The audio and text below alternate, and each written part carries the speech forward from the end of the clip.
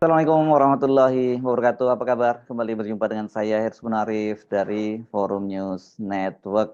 Hari ini hari Senin tanggal 13 Januari 2025, Sekjen DPP PDIP Hasto Kristianto akan diperiksa oleh KPK dalam statusnya sebagai tersangka. Dan Hasto sendiri juga menyatakan dia siap untuk hadir di KPK memenuhi panggilan penyidik setelah sebelumnya pada tanggal 6 Januari lalu dia minta pemeriksaannya ditunda karena dia harus menyiapkan dan juga menghadiri hari ulang tahun PDIP ke-52.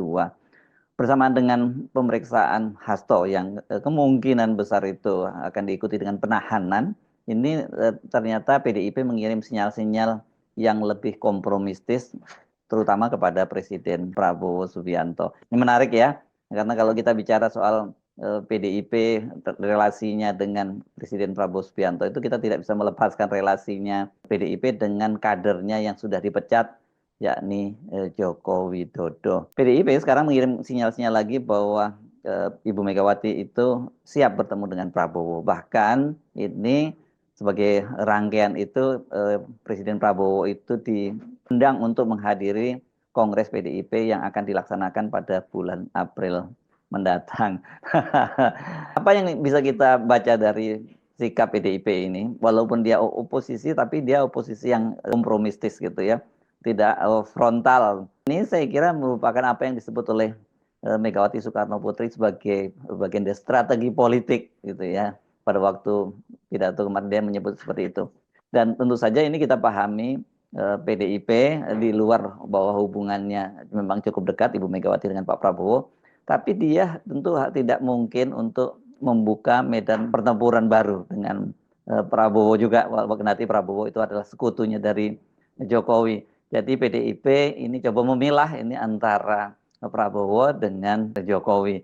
Kalau dua-duanya dilawan ini kan pasti PDIP juga tidak cukup energinya. Ya sekarang ini berhadapan dengan Jokowi saja kelihatannya ini sudah menghabiskan energinya PDIP dan mereka sudah merasakan dampaknya sekarang ini. Mereka harus terpental dari kekuasaan dan kemarin di pilkada serentak kemarin kan sebenarnya banyak sekali kandidat-kandidatnya yang di berbagai daerah yang juga dikerjain. Sinyal ini sesungguhnya sudah disampaikan oleh Megawati ketika dia memberikan sambutan pada hari ulang tahun atau peringatan hari ulang tahun ke-52 PDIP di sekolah partai di kawasan Lenteng Agung, Jakarta Selatan. Ini beda sekali memang peringatan kali ini dalam suasana yang sangat prihatin, bahkan mungkin tidak hanya sekedar prihatin tapi tegang ini berkaitan karena pentersangkaan dari Sekjen DPP PDIP Hasto Kristianto. Nah, di situ Megawati secara terbuka menyatakan bahwa dia tidak bermusuhan dengan Prabowo dan dia katanya masih sering berkomunikasi walaupun tidak secara langsung. Mas Bowo, iki aku tak ngomong yo, rungokke. Pak Prabowo nih, orang mikir saya sama dia itu, wah kayaknya musuhan atau apa? Enggak.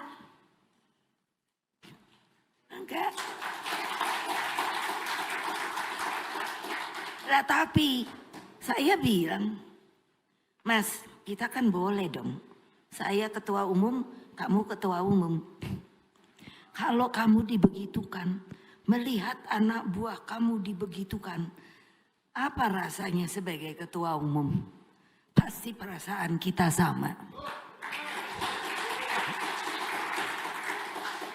Bukan sombong. Nah, padahal dia senang saya masakin nasi goreng. Udah lama. Ada yang ngomong, Bu, ada yang udah minta nasi goreng. Minta nasi goreng. Loh aku lagi mumet, anak-anakku banyak yang gak jadi.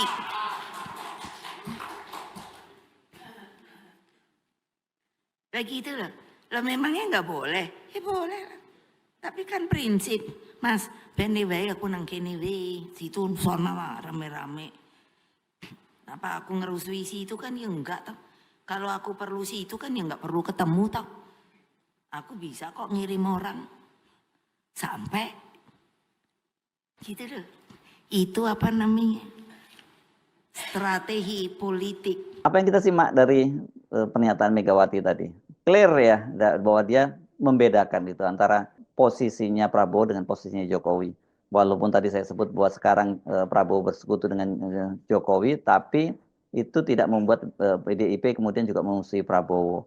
Fokus dari PDIP itu bahwa musuh utama mereka itu adalah Jokowi. Dan saya kira ini cukup cukup taktis lah cara yang dilakukan oleh PDIP yang tadi disebut oleh Megawati sebagai strategi politik.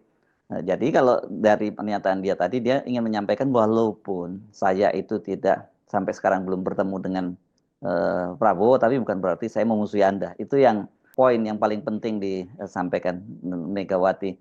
Dan saya kira memang kalau dari sisi konstelasi antara mereka bertiga ya, Pak Jokowi, Prabowo, dan Ibu Megawati, tidak bertemunya atau batalnya rencana pertemuan Ibu Megawati dengan Prabowo itu semata-mata bukan dari pihak Megawati, tapi ada faktor bahwa Jokowi juga tidak menginginkan atau jadi faktor penghambat sehingga kemudian tidak terjadi pertemuan antara Prabowo dan Megawati.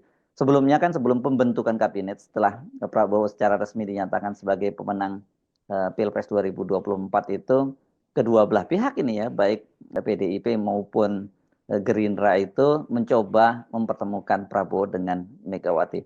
Kita menyimak bolak-balik dialektikannya itu di media bahwa sebentar lagi pokoknya pasti akan segera bertemu dan sebagainya. Tapi sampai kemudian pembentukan kabinet, Megawati dan Prabowo tidak juga bertemu.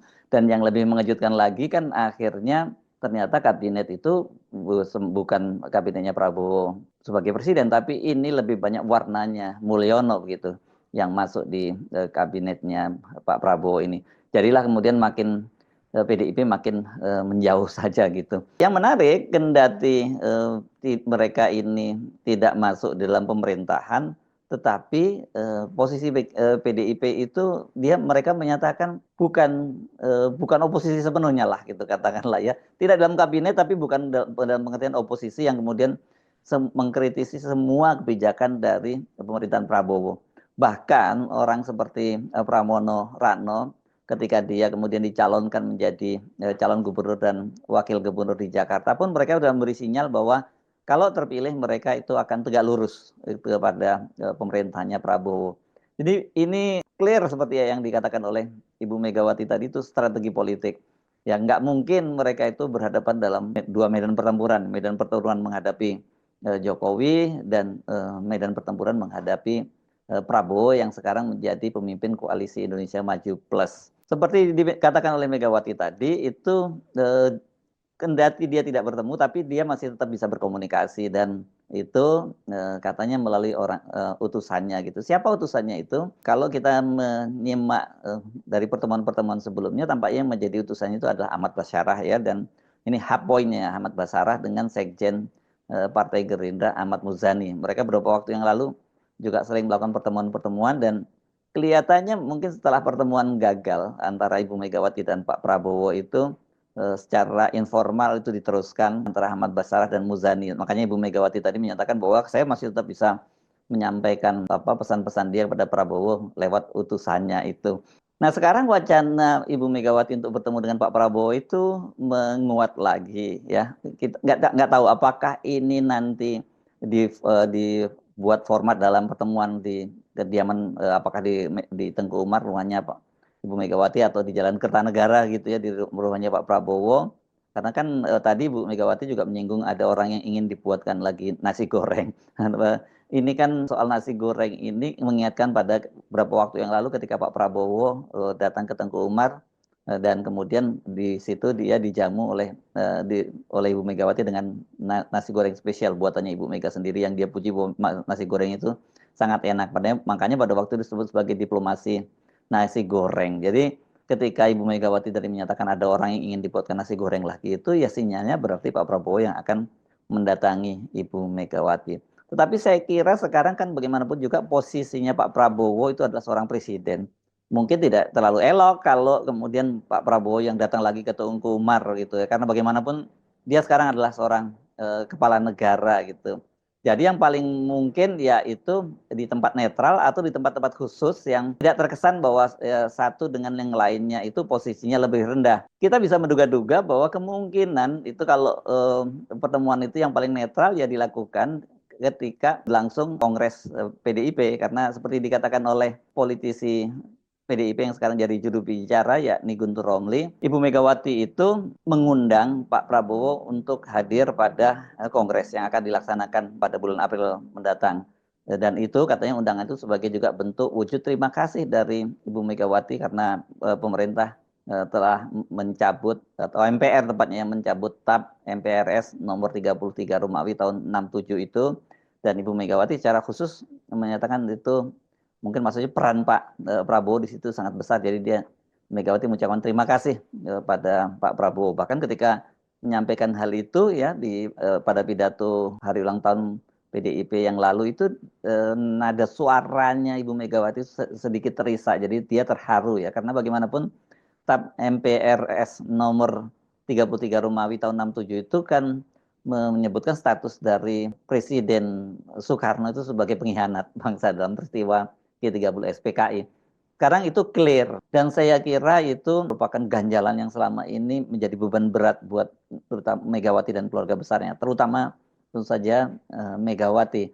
Jadi kalau nantinya kemudian Pak Prabowo itu diundang dalam Kongres, ya ini kan jadinya mereka bertemu tapi tidak di tempat khusus, apakah di rumah Pak Prabowo atau Ibu Megawati. Mungkin Ibu Megawati juga kalau dalam kondisi ini terus datang ke rumah Pak Prabowo juga merasa kurang pas. Sebaliknya juga Pak Prabowo kalau datang ke Teguh Umar tidak pas. Tapi kalau dalam kongres dan kemudian diikuti dengan pertemuan lanjutan kan lebih netral. Dan apa strategi politiknya di situ? Nah, sekali lagi kalau kita meminjam istilahnya Ibu Megawati, dengan cara mengundang Prabowo ke kongres, dan kalau kemudian Pak Prabowo itu datang ke kongres itu, tetapi sebagai presiden ketika dia diundang dalam dan hadir dalam kongres PDIP itu tentu saja jadi satu momen yang agak sulit untuk Pak Prabowo menolak gitu. Dan kalau kemudian Pak Prabowo datang, nah ini dari sisi PDIP tentu